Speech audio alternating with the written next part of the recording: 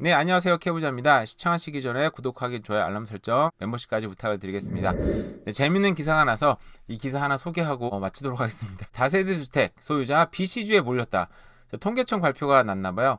네, 이걸 찾으려고 했는데 제가 좀 찾지 못했어요. 일단 이 기사로 얘기를 하겠습니다. BC주 다세대 부동산 투자율 전국 최고.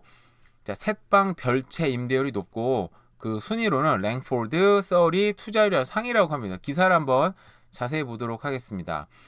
네, 거주하는 집에 다수의 독립된 임대 공간을 보유한 다세대 주택 소유자가 BC주에 가장 많다는 조사 결과가 나왔다.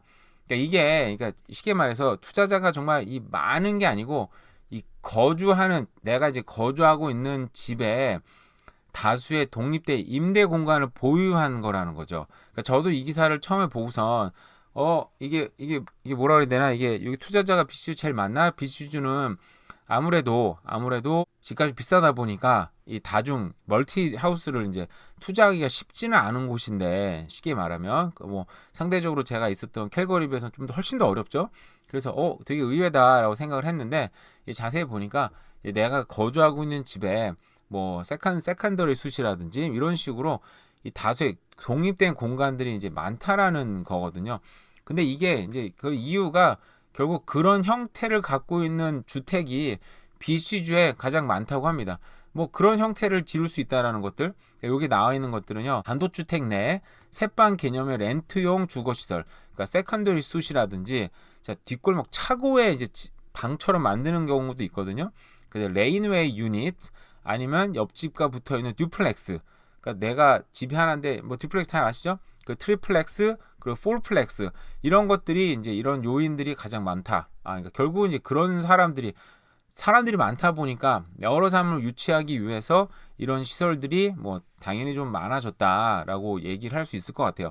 사실은 제가 그래서 처음에 봤을 때하고는 생각보다 좀 다른 기사구나라고 얘기는 생각이 들었고, 다세대 주택 소유자의 점유율이 광역 밴쿠버와 이제 광역 빅토리아에 가장 높았다. 그러니까 결국 사람이 많은 곳에 가장 많다는 얘기죠. 세부적으로는 이제 랭포드, 서리, 밴쿠버, 콜우드 뭐 이렇게 됐다고 하는데요. 그러니까 랭포드도 빅토리아 옆에 있는 이제 도시잖아요. 그러다 보니까 빅토리아에 이제 못 들어가는 사람들이 좀 더 싸게 들어가서 거기 뭐 반지하라든지 거주하게 됐던 거고요. 서리 같은 경우도 이제 가장 사람이 많은 이제 도시가 되고 있지 않습니까? 지금 밴쿠버나 토론토일 텐데, 거기 지금은 3등이지만 뭐 10년 내에 그 단일시로는 이제 가장 인구가 많은 도시가 될 거라고 얘기는 하는데, 그만큼 사람들이 많이 들어오다 보니까 사실상 이제 불법적인 그런 세컨드리 수지 가장 많은 도시가 서리입니다. 그래서 서리시도 이거 합법화 시켜줄 테니까 신고하고 이제 좀 공사해, 투자에만 공사해, 눈 감아 줄게. 이제 그걸 재작년인가 한번 공문을 냈어요. 그래서 합법화 시킬 수 있게끔, 그래야 세금도 거둘 수 있으니까. 그리고 뭐 불이 나거나 문제가 생겼을 때 뭐 형사처벌 받지도 않고 뭐 좋지 않겠습니까? 그래서 그걸 이제 합법화시키는 작업을 지금 하고 있는 중인데, 이런 식으로 순위가 됐다고 합니다. 그러면 가장 많이 투자자가 많은 동네는요, 그 주는 뭐 여러분도 예상했다시피 온타리오주입니다. 온타리오주가 투자자들이 집을 가장 많이 소유하고 있는 주인데 13.6%입니다. 13.6%가 투자자들이, 그러니까 두 채, 세 채 갖고 있는 거예요. 사실은. 근데 일반적인 투자자들은 두 채, 세 채 갖고 있지 않고 정말 막 유닛으로 표현하죠. 아무래도 멀티플렉스 같은 경우를 소유하고 있으니까. 그래서 막 뭐 10 유닛, 20 유닛, 100 유닛 뭐 정말 많이 갖고 있는 곳이더라고요. 보니까 그 뒤를 따라오는 주들이 노바스코샤 그리고 브리티시 콜롬비아가 13.4%입니다. 그러니까 이게 투자자가 뭐 지금 두 채 이상을 소유하고 있는 그 퍼센트지예요. 그러니까 사실상 온타리오주나 BC주나 집값이 굉장히 비싼 주다 보니까, 제가 얘기한 것처럼 집을 사서 월세를 받기에는 퍼센트가 너무 낮고, 사실은 이제 그 캐시플로우가 너무 좋지는 않아요, 사실은. 이게 일반적인 시장 가격으로 집을 사서는 어떻게 보면은 막 유튜버에 나오는 그 로버트 기요사키나 켄 맥켈로 같은 사람들의 그런 투자법 흉내를 내기가 좀 쉽지가 않은 거죠. 그러니까 아예 어떻게 보면 막 법원 경매 같은 걸 산다든지, 아니면 집이 정말 허름한 집들을 정말 사서 고쳐서 판다든지, 아니면 그런 집을 고쳐서 렌트를 준다든지, 그럼 확실한 캐시플로우가 나올 텐데 그렇지가 않다라는 거죠. 아니면 일반적인 시장 가격으로 사서 5년, 10년 렌트를 주다가 10년 뒤에 이제 리파이낸스를 받아서 그 렌트율을 이제 확 기간을 다시 늘려버리면 캐시플로우가 이제 그때 확 생길 수는 있겠죠. 그러니까 확실히 정말 좋은 물건을 사든지 아니면은 시간을 갈아 넣어서 5년, 10년이라는 시간을 갈아 넣어서 뭐 좋은 캐시플로우를 만든다든지 아니면은 뭐 캐피털 게인을 만들어 시세 차익으로 돈을 번다든지 뭐 두 가지가 확실하게 되지 않는 이상 뭐 어떤 눈에 띄는 효과가 나지는 않는 거죠. 근데 한편으로는 제가 저번에 한번 말씀드린 적 있는데 왜 BC주 온타리오주 그래프는 안 갖고 왔습니다. 왜 저렇게 집이 비싼데도 불구하고 집을 많이 사람들이 투자를 할까? 알버타주도 부동산에 관심도 많고 사람들이 당연히 어디 가나 사람들이 뭐 경제나 돈이나 부동산에 관심이 많이 있잖아요. 근데 유독 이제 BC주로 와 보니까 BC주에는 부동산에 정말 많은 관심 고수들이 정말 많더라고요. 왜 그럴까 생각을 해보니까 BC주는 결국은 이제 투자했을 때 실패하기 힘든 구간들이 많이 있었어요. 보니까 금융위기 때도 불과 평균 집값이 뭐 9억이었던 게 90만 불이었던 게 80만 불 1억밖에 안 떨어집니다. 사실은 그게 불과 또 1년 만에 회복이 됐어요. 그러니까 어쨌든 여기는 집을 사놓으면 지금까지는 앞으로는 뭐 어떻게 될지 모르겠습니다. 미래를 예측할 수는 없지만 이 지난 40년 동안 그래프인데 뭐 81년도에 좀 올랐다가 지지부진하다가 뭐 10년 만에 시장 회복이 됐고 여기서도 95년도에 시장이 지지부진하다가 거의 또 9년 만에 시장이 회복이 됐는데 이 구간 빼고는 거의 뭐 월드컵 이후로 2002년 제가 이제 캘거리에서 잠깐 그때 밴쿠버 제가 유학을 했던 시기인데 이때 이후로 정말 엄청난 상승을 거뒀어요. 보면은 이 하우스 가격인데 그때 불과 40만 불 하던 게 지금은 거의 뭐 20만 불 가까이 2밀리언 가까이 올랐으니까 4.5배 정도 오른 거잖아요. 이 가격이면 그러다 보니까 학습 효과가 됐던 거죠. 뭐 소위 말 강남 불패처럼 야 밴쿠버는 집 사놓으면 무조건 올랐어. 무조건 오르니까 그러니까 집 사는 게 중요한 건지 언제 사는 게 중요하지 않았고 어느 지역을 사는 게 뭐 크게 중요하지 않았어요. 그러다 보니까 집을 사는 사람들, 부동산에 관심 있는 사람들은 계속 어떻게 보면 승승장구하고 성공을 한 거죠. 그러다 보니까 고수들이 많이 됐습니다.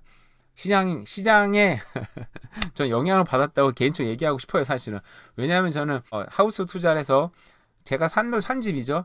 그 집이 결국 손해보러 판 경험이 있다 보니까 좀 억울한 부분이 있습니다. 그래서 똑같은 거를 똑같은 가격으로 밴쿠버에 샀다면 당연히 시세 차익을 많이 거뒀겠죠. 예, 캘거리 샀다는 이유로 재미를 보지 못해서 이거 내 실력이 아니다. 사람들 실력이 아니라 시대를 잘 탔고 지역을 잘 그냥 운 좋게 골랐을 뿐이야라고 얘기하고 싶은 마음도 솔직히 있긴 있어요. 근데 보면은 밴쿠버는 역시 이 학습 효과가 대단하다. 왜냐하면 집을 샀을 때 이런 것들이 불과 1년 만에 대부분 회복이 됐었고 또 그걸 넘어서서 엄청난 시세 차익을 계속 거뒀기 때문에 정말 부동산에 고수들이 많고 전문가들이 많고 들긴 합니다. 다음에 재밌는 거는 이렇게 투자했지만 한 집에 있는 소유자들 같은 경우에는 다른 투자자들보다 소득이 좀 낮은 걸로 나타났다고 합니다. 그러니까 이게 저 집을 사서 렌트를 더 많이 줬잖아요. 그러면 당연히 소득이 더 올라가야 되는데 일반적인 사람들이랑 소득이 비슷하지 일반 투자자들보다는 소득이 좀 낮다라고 얘기를 한 게 결국은 저 사람들도 자산이 많아서 그런 집을 산 게 아니라 그런 모기지 헬퍼라 그러죠. 모기지 헬퍼를 통해서 집을 샀다고 생각이 들어요. 돈이 많아서 산 게 아니고 그런 헬퍼들을 통해서 자산을 이제 보유하게 된 거죠. 물론 저런 사람들은 시간이 갈수록 지금이야 평균 소득이 비슷하다고 하지만 더 많은 자산을 소유할 수 있을 거라고 생각은 듭니다. 그래서 결국은 비싸지만 이렇게 BC주, 온타리오주가 투자자가 많다. 결국은 부동산에 관심 있는 사람들이 많다. 왜 여기는 사람들이 계속 역사적으로 봤을 때 이민자도 많이 몰려왔고 여러 가지 특성상 서부 해안 도시가 캐나다에는 지금 밴쿠버나 광역 밴쿠버나 빅토리아밖에 없잖아요. 그리고 대도시는 토론토밖에 없고 정말 대도시는 그러다 보니까 사람들이 몰려올 수밖에 없고 거기서 많은 부동산의 기회 또 자산을 벌 수 있는 기회가 있다 보니까 이게 많이 몰려오고 심지어 외국인들도 많이 투자하고 싶은 도시긴 하죠.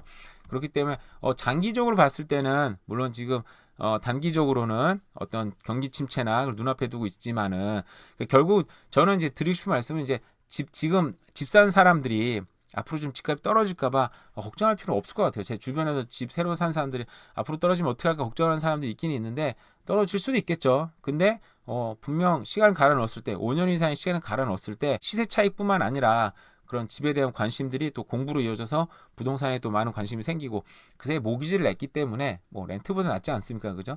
그러니까 집 산 거에 대한 후회는 뭐 걱정을 할 필요 없겠다는 생각이 들었어요. 자, 휘발유 가격은 여름까지 계속 지속이 된다고 합니다. 알보타주의 산불도 났고요.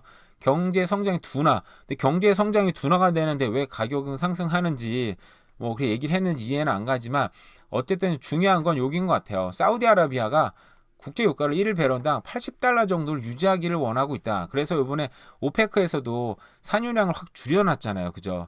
근데 앞으로 지금도 그렇게 쪽 좋지는 않은데 앞으로도 계속적으로 산유량을 줄이면 그러니까 얘네들은 적게 팔아서 어느 정도 돈을 벌고 싶어 하잖아요. 요즘에 사우디아라비아도 알고 있죠. 사실은 석유 시대가 이제 어쨌든 정말 종언의 지금 시대를 가고 있다. 앞으로는 정부 수요가 줄 거라서 사우디아라비아도 보니까 사막에 지금 엄청난 도시들을 뭐 네오시티인가요? 그런 엄청난 도시를 건설하는데 그런 건설 비용들을 조달하려면 적은 양을 팔면서 돈을 많이 벌어서 그 돈으로 산업을 전환시키려고 그 나라의 체질을 변화시키려고 지금 노력하느라고 저렇게 비싸게 좀 팔아먹고 있는 것 같습니다. 어쨌든 저렇게 전기차의 관심들 그리고 서익 시대가 종언하고 있다는 것들 이런 것들 모든 걸 맞물려서 이런 시대가 되고 있지만 결국 중간에 낀 우리들은 당분간 비싸게 석유를 사야 될 것 같습니다.